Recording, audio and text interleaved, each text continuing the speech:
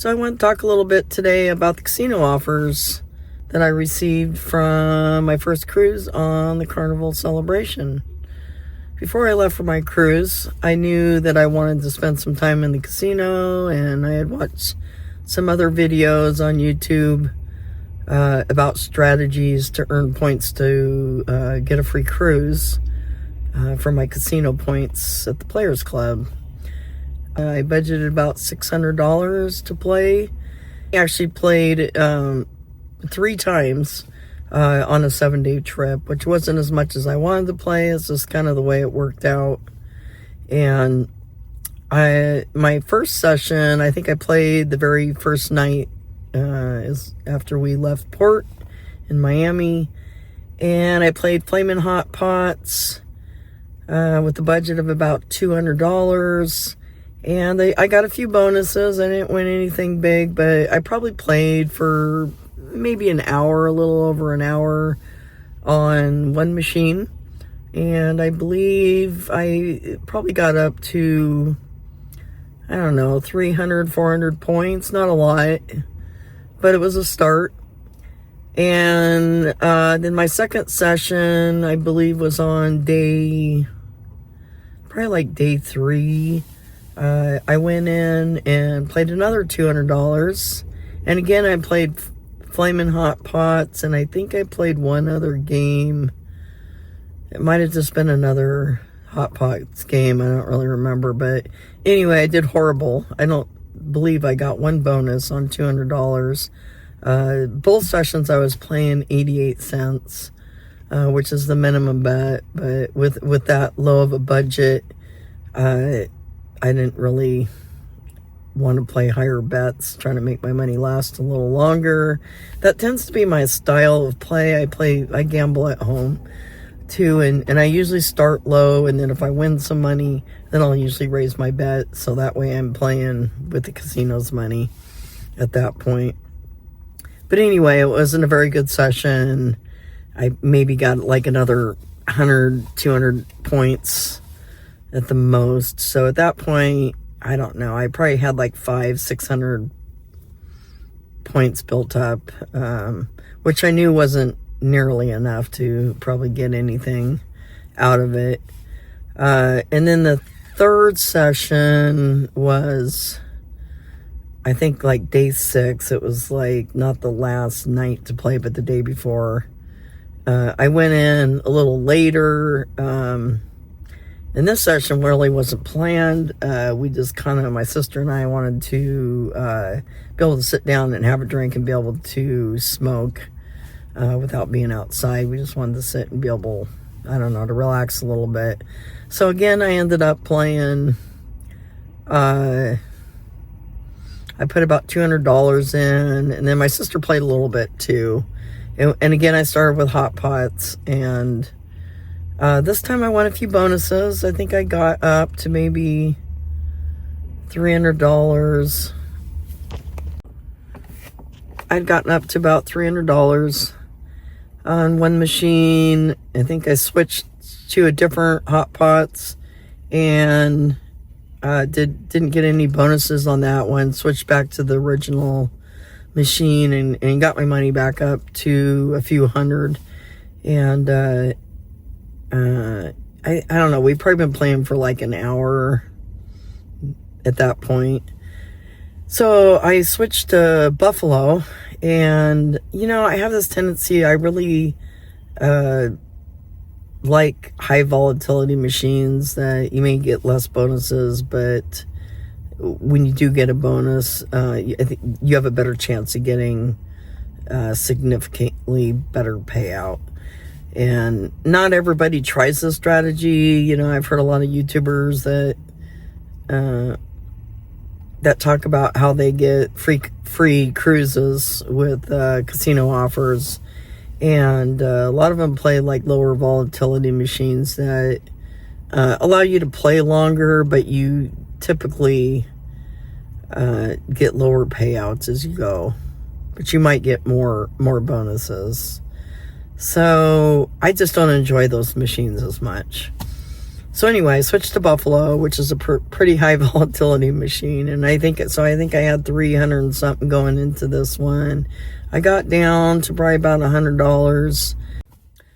So on Buffalo, I ended up getting a bonus and won over $500 on it, which was amazing for an 88-cent bet. That's a pretty good payout. And my whole goal was to get points. So I just decided I was going to play all that money and keep playing and try to build up my points. And so I sat on that machine, and before I knew it was like 3 in the morning. I didn't realize I'd been there that long. So played definitely probably at least 3, maybe 4 hours on that machine. And I'd get up, win a couple $100 and then I'd lose it, and then I win a couple $100 and then I'd lose it, and eventually I lost it all by 3 in the morning, but we were exhausted at that point anyway, and we're going to Celebration Key in the morning, so we needed to get some sleep. But anyway, I was able to build my points up to 1,800 points. I was shooting for 2,000 and was hoping that I would not run out of money before I hit 2,000 points, but I made it to 1,800. So when I left there, wasn't sure if I would qualify for any kind of casino offers with 1,800 points. I think at that point I was eligible to probably get free drinks in the casino, but I didn't even worry about that. Like I said, at that point it was 3 in the morning, so I never did go back in the casino the next day either, and to even see what I qualified for as far as what I could get on that cruise for my points. So the day I got home, actually I don't even think I was home yet. I think I was still traveling because I live all the way in Washington. I had a late flight, and then spent the night in a hotel in Seattle before taking a bus back to my hometown. And I got an email already for, I think it's called a bounce back offer. And it was for 35% off another cruise and free drinks for myself in the casino. And I was pretty happy about that because I wasn't sure that I would qualify for anything. I was under the assumption that I wouldn't get any offers unless I had over 2,000 points, and I'm not really sure where I got that information, but that's kind of what I was thinking. So anyway, I had to book something by January 7th in order to qualify to use this deal, and so I ended up booking a cruise for May on the Carnival celebration again, because there's a lot of things I still didn't get to do on my first trip that I wanted to do, and things to see on the Carnival celebration. I am going into solo traveling at this point because my sister was in a wheelchair. It really kind of limited our ability to do some activities and to explore ports the way I would do on my own.